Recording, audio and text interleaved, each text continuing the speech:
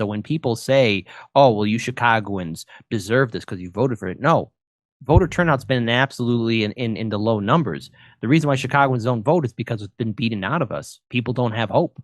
But with the anger and failure of Mayor Brandon Johnson and the outrage against the violence in the city, I think that 2027 is going to be a big political war zone. Come see me on tour in Appleton, Wisconsin, Rosemont, Illinois, Chicago, Illinois, Louisville, Fort Wayne, Hermosa Beach, Sacramento, San Francisco, Irvine. Go to jimmydore.com for a link for tickets. So now Donald Trump is threatening to send the National Guard into Chicago to stop the crime in Chicago. Now, the funny thing to me about Chicago is when I go to Chicago, it's lovely. I don't go into the crime-ridden areas, just like when I go to Mexico City or Los Angeles. I don't go to the parts of the city that have high crime rates. I stay in the night, and Chicago's a great city. And it's a beautiful home. I love it. But it's had bad political leaders since the last Mayor Daley. It's had horrible. Old Man Daley. If we want to go back that far, I mean, it starts with him. I mean, his kid did a good job in making Chicago run. But let me do this. Mayor Brandon Johnson acts like Chicago is his own country, rejecting federal troops amid rampant violence. 54 shot, 7 fatally over the weekend. Trump wants to intervene like in D.C., but these clowns block it. How many more deaths before cooperating to end the crime? So here's a guy from Chicago talking about it. I think Mayor Brandon Johnson thinks that he's in charge of his own little country. No federal troops in the city of Chicago. No militarized force in the city of Chicago. Meanwhile, in Chicago, everybody got to get down. Yep. Everybody got to get down because they shoot. Everybody down. Look, these kids are running.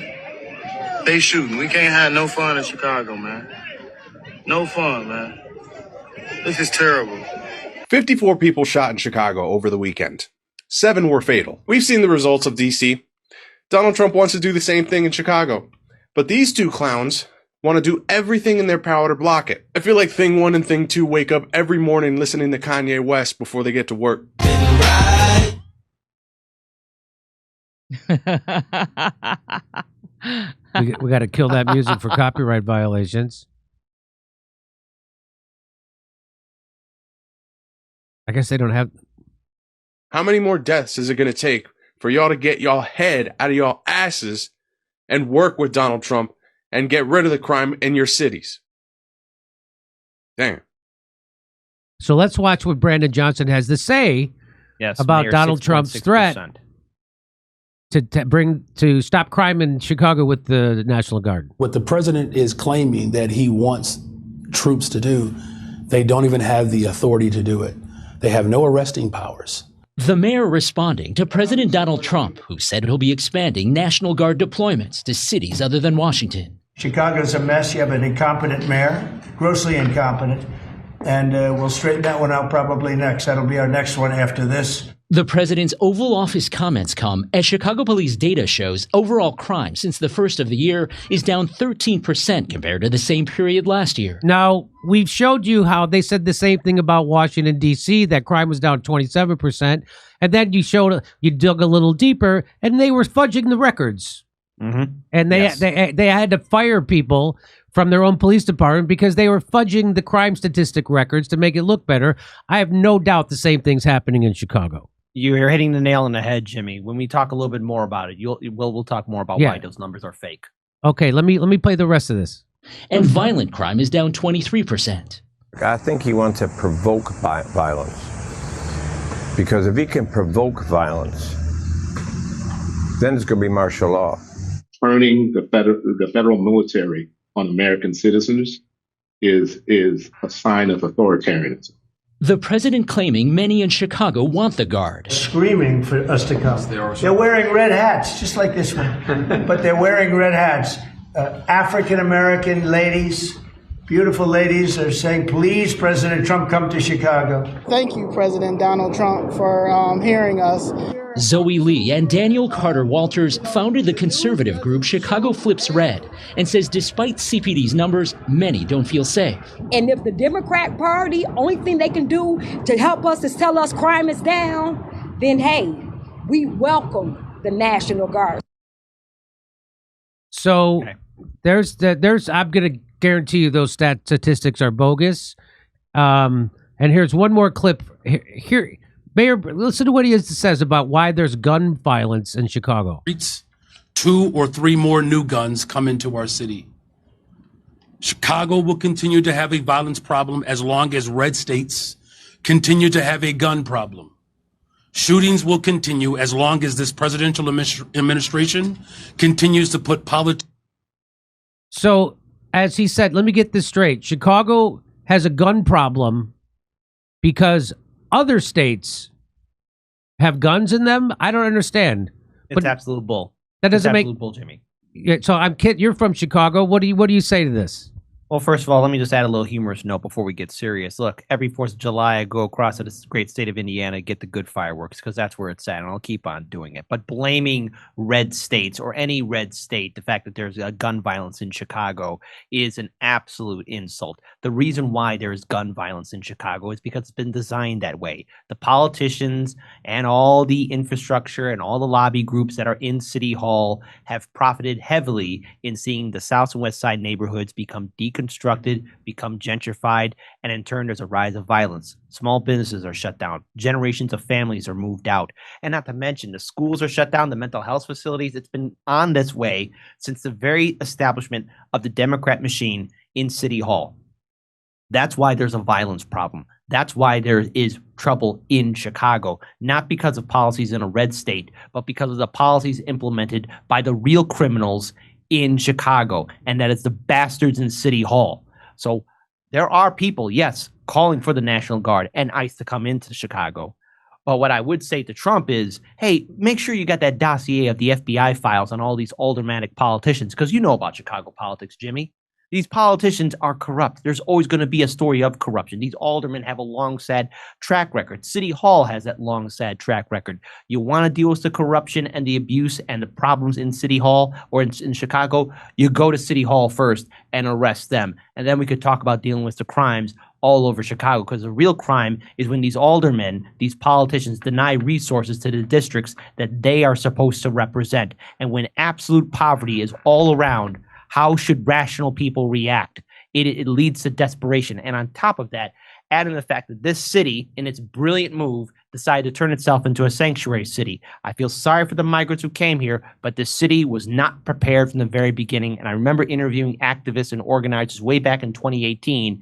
Can Chicago afford this? I remember even saying this to aldermen politicians too. Can the city afford this? And I always got 3 answers. Either yes, the city can, or I'm called a racist or a bigot for even saying that we can't afford it, or number 3, I get nothing but silence. And the thing is now, the city is $1.1 billion in the hole thanks to big brain genius Brandon Johnson, who has a 6.6 approval rating and is more hated than Lori Lightfoot. That's quite an achievement that mayor is more hated than Lori Lightfoot, the woman who looked like Beetlejuice. Yeah, how can you pull that off? How he pulled that off? He's horrible. He's and Gordon. He was endorsed by Bernie Sanders because he's a lot like Barack Obama. He's not going to actually challenge power. He's going to keep power and corruption going in Chicago. He again, you talked about making Chicago a sanctuary city. So there were town halls where black people were screaming at Brandon Johnson because he found millions and millions of dollars that pulled out of his ass to give to illegal immigrants who came to Chicago when they've been paying taxes their whole life and their communities are defunded. I can add a little more to that. The one woman in that video, Zoe, I actually interviewed her on my show, and she was part of the organization that turned not only 1, but 2 districts red during the 2024 election cycle on November 5th. That was something unheard of. 2 Chicago districts turning red for Donald Trump. That is an incredible feat, especially when you know about the influence of the Democrat machine. And no, it's not a communist, socialist, Leninist, Marxist machine. It is a neoliberal corporate machine. That's right. And the very fact, because again, I want to say this to conservatives and Trump supporters out there. Chicago's not a communist utopia, okay? Things might be a little bit easier. No, it's a neoliberal corporatist nightmare. And the fact that that organization was able to turn 2 districts red, and from my interview, I can recall this perfectly, they got no support from the Illinois GOP. So they did this on their own, which is a feat that's unheard of in Chicago politics. I never thought I would see that in my lifetime. Neither. 2 districts turn red on November 5th. That's an incredible political movement. To be done. That is unbelievable. Actually, from a guy, I lived in Chicago for 30 years. Republicans never had a chance to win anything, and for them to flip 2 districts for Donald Trump, that is unbelievable. And that just goes to show you the failure of the Democratic Party and Brandon Johnson. Now, how are people in Chicago reacting to this threat of Donald Trump doing the same thing he did in D.C. to Chicago to end the crime? Are people receptive of it? What about the crime-ridden neighborhoods? How are those people reacting? Well, so some of the people I am speaking to in regards to trying to set up interviews and trying to do more on the ground field reporting, I'm trying to do as much as I can. I only could do so much in one day. But when in regards to the feelings in Chicago, there's 2 different, I would say there's going to be 3 different factions out there. People who are indifferent and just trying to live on by, people who want Trump to come in, and people who don't want Trump to come in. So let's talk about the people who want the National Guard and ICE and other federal agencies in here. Many of these communities, from the people I've spoken to, are not only neglected, but their crime and violence is a problem. There's no way to sugarcoat it. And the thing is, when you have the Chicago Police Department also having problems with Mayor Brandon Johnson, there's going to be a big political game. So in many ways, people don't trust the establishment institutions, not the mayor, not the alderman, and not even the CPD. People want somebody else to come in here. But the thing is, when you invite Donald Trump to come into Chicago, Chicago is a different animal than D.C. This is a hyper-segregated city. You know the old joke, when you go from the north side to the south side, you'll see the changes happen drastically. From the nice neighborhoods from the north side going all the way down to the south side, how things change drastically. This is a tale of 2 cities. It's the haves and haves not. And each district in Chicago, each community is its own little ward, its own little community. And in turn, everyone has their own different opinion, but there is this growing anger towards Brandon Johnson. He is universally hated, and if he's hated this much, he truly is hated that much. Many people are going to be welcoming in Trump, because I saw the protests on Labor Day at Haymarket Square. I saw the protests, the pathetic one in front of Trump Tower. If this is the resistance that the aldermen and the mayor and Governor J.B. Pritzker are touting as people that are going to be in the streets, it's going to be the world's most one-sided fistfight caught on film. They're talking about shutting it down and doing things for labor rights. So, Kit, tell people what are those protests you're talking about? You're talking about there was protests against Donald Trump in Chicago. You went to those protests, and you say there was weak sauce? Absolutely. I'm not going to sugarcoat it. It's what we saw from 2016 to 2020 during Trump's first term, and I think that same tactic is going to work again. I'm hearing the chance of, we don't get it, shut it down. Well, are your labor leaders going to actually convince all the workers in Chicago to shut things down? Because this city's pretty expensive. We're hearing people about impeach Trump, but you're talking about these slogans and these signs, and then you have these same politicians, these aldermen, saying that, yes, we're going to fight, but these are the same politicians that screw over their constituents the years before. Yeah. So why is everyone hiding behind these same politicians when you know you're going to get screwed up the wazoo in the first place? It breaks my mind in seeing a lot of these people saying they're for the resistance and they're going to resist Trump, and then hide behind a careerist politician. Yeah. Or any one of these politicians, or assume that Mayor Brandon Johnson is going to stick his neck out for them. Because here's a newsflash that maybe people forgot this year. In February of 2025, as I'm getting a haircut, I'm listening to Due Dissidents, and guess what's happening? ICE is raiding in Chicago, and there's Tom Homan and Dr. Phil. Dr. Phil even saying the one person that was being arrested by ICE, how do you know me? Because the guy recognized him from the TV. So, to the people saying they're going to resist Trump, how are you going to do it when he's already done it? And now he's going to bring in more. He's bringing in the National Guard and other federal agencies. How are you going to resist it? I mean, this is the same mayor who also signed an executive order to somehow resist Trump. Well, the police superintendent doesn't have the power to stop ICE. And what kind of executive order are you going to enforce, Mayor Brandon Johnson? How are you going to enforce it on Trump and the National Guard? What, file another lawsuit? We saw how that played out in 2024. Trump defeated all of his lawsuits against him. So it makes no sense that this entire quote-unquote resistance really doesn't have a leg to stand on. They spout a good game, but they don't have the follow-through.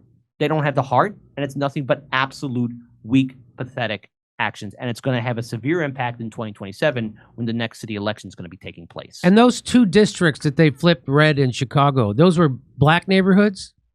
Predominantly, again, most of Chicago is now being gentrified. So most of the mix-up is like, again, it's starting to get a little mixed up because people are being displaced here and there. But I mean, again, 2 districts that were decades before blue going red. Even if it's one district, even if it's on the far south side of Chicago or on the north side, going red is a huge deal. It's a big deal. It's unbelievable. It's really shocking to me. I didn't know that. That is shocking. Anyway, all right. Well, we'll see what happens. Kit, we'll bring you back on. We'll see what happens when Trump actually goes into Chicago, and we'll see if people welcome him and what happens, and if crime goes down. And maybe Brandon Johnson is going to give us one of those speeches by Muriel Bowser saying, "Yeah, well, crime really went down, and we're thankful for the show of force." We'll see. A lot of people. This scares a lot of people. Yeah, he's a one-term mayor, but a lot of people are, saying, "Oh, this is going to turn us into a police state, and this is going to turn us into a fascist state." And but if the people welcome it, that's a whole nother game. We'll see. We'll see what happens. I have different ideas on how to fight crime. I say you give people jobs, you give people housing, you give people jobs, you give people great schools. But they did the opposite. They closed down schools in Chicago. They spent money on illegal immigrants instead of their own neighborhoods and their own constituents. They've left them high and dry. And now they have 54 shootings over the weekend. 54. 7 deaths. That we know of. Right. There are probably more. So, yeah, it does seem like a desperate situation for the people in Chicago, and we'll see what happens. And where's Obama? Isn't he? Where's Obama? Oh, he's building his library. That's also severely impacting the community where that library is being built. Yeah, it's also displacing people. His library is displacing people, right? Hmm. Yeah. Yes. I mean, it's a common fact. It's a sad tale in regards to Chicago politics because this is a city that has been abused decades by politicians. So when people say, "Oh, well, you Chicagoans deserve this because you voted for it," no. Voter turnout's been absolutely in the low numbers. The reason why Chicagoans don't vote is because it's been beaten out of us. People don't have hope. But with the anger and failure of Mayor Brandon Johnson and the outrage against the violence in the city, I think that 2027 is going to be a big political war zone, and Hard Lens Media is going to be on the ground to cover it and talk about it. And we're very grateful for all the solidarity and support from the independent media community, and we're more than happy to share what we find on the ground and give it to you guys. Well, I'm actually going to be in Chicago next weekend, September 12th, 13th, 14th. Go to jimmydore.com for a link for tickets. I'll see you there at Zany's. And we'll also be in Appleton, Wisconsin, Louisville, and Fort Wayne, Indiana. Go to jimmydore.com for a link for tickets. Hey, Kit, I really appreciate everybody. Check out Hard Lens Media, and I'll see you when I'm in Chicago, buddy. Done deal. Okay, thanks for coming on. Come see me on tour in Appleton, Wisconsin, Rosemont, Illinois, Chicago, Illinois, Louisville, Fort Wayne, Hermosa Beach, Sacramento, San Francisco, Irvine. Go to jimmydore.com for a link for tickets.